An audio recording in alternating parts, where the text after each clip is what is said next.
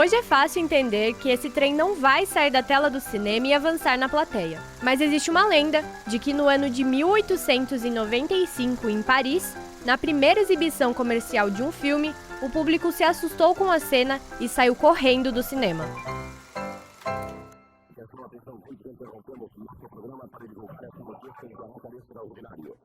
Às 5h11 de Brasília, o professor Farrell, do Observatório de Monte Palomar, informou ter observado várias explosões de gás incandescente em intervalos regulares sobre a superfície do planeta Marte. A análise do espectro indicou que o gás encontrou hidrogênio e que suas partículas se deslocam rumo à Terra em velocidade fantástica. Calma, isso não é a transmissão de um ataque alienígena real. É uma homenagem que a radiodifusora de São Luís do Maranhão fez em 1971, relembrando a adaptação do livro Guerra dos Mundos, feita pela CBS em 1938. Usando o tom jornalístico e contratando atores para se passarem por testemunhas e peritos, a rádio CBS convenceu muita gente de que um ataque estava acontecendo e o caos se instaurou no país durante 1 hora.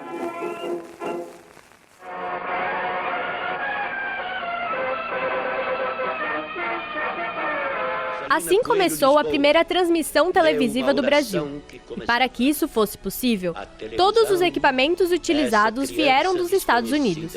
Foi um acontecimento tão importante que os artistas receberam os equipamentos no Porto de Santos e subiram a serra até a capital, em uma espécie de marcha. Para uma criança que nasce hoje em uma realidade de múltiplas plataformas e excesso de informação, é difícil imaginar a revolução que este momento foi para a sociedade daquela época.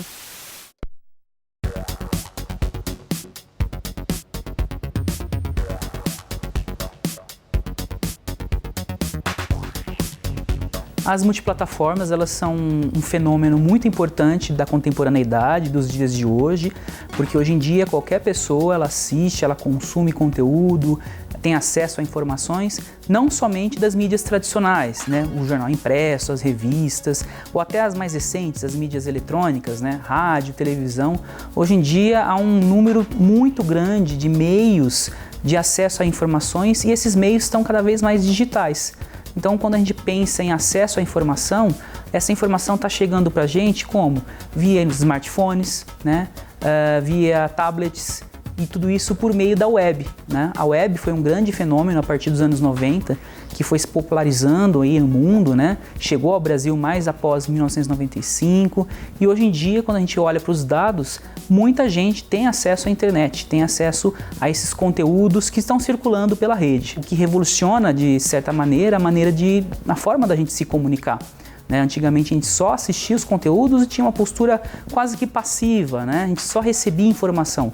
Hoje não, hoje a gente produz conteúdo, compartilha conteúdo, também consome e faz isso chegar a milhões, milhares de pessoas. Esse é o caso bastante interessante de Transmídia, é uma produção mexicana que se chama Geografía del Dolor.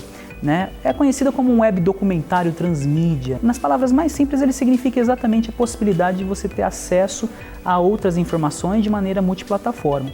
Nesse caso específico, então, você faz com que o usuário navegue por um mapa do México e vai escolhendo relatos, então, de personagens que são, infelizmente, vítimas, do tráfico, de uma onda de violência que é presente, na história do México.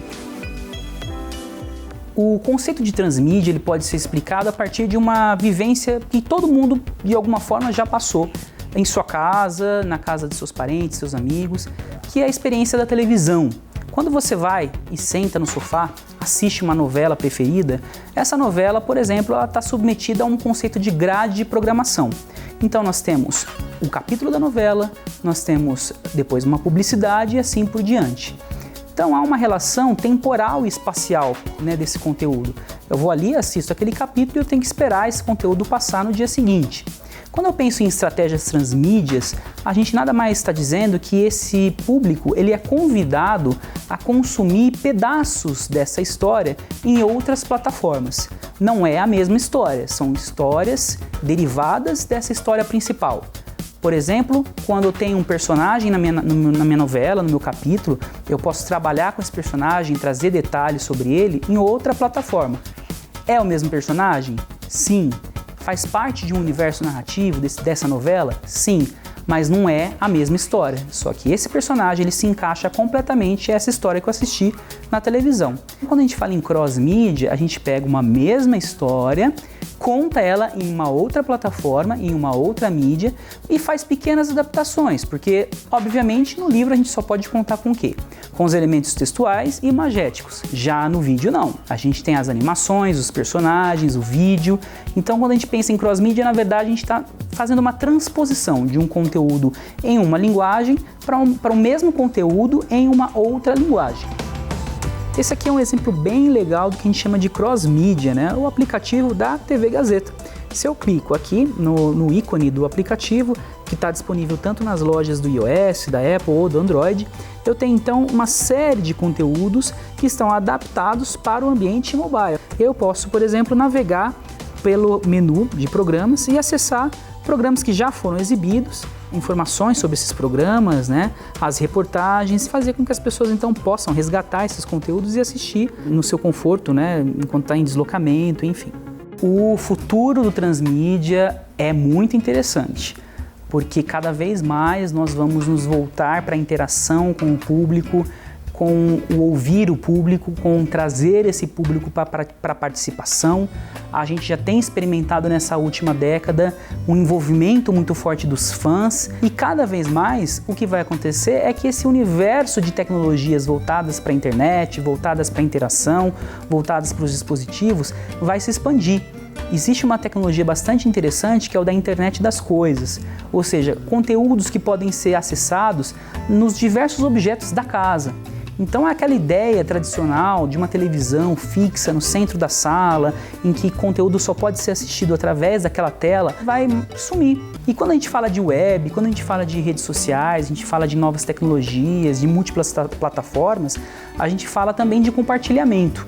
E nesse processo de compartilhamento é muito importante que não somente o produtor, o dono da franquia, faça isso usando as suas ferramentas, mas que ele motive outras pessoas a espalhar isso para outras pessoas, para suas próprias redes. Quanto mais gente vai consumindo os conteúdos ou as informações dessa história que vai sendo contada, melhor para a franquia que constrói uma base de fãs cada vez mais ampla e que permite então mais vendas e mais anunciantes relacionados a esse produto.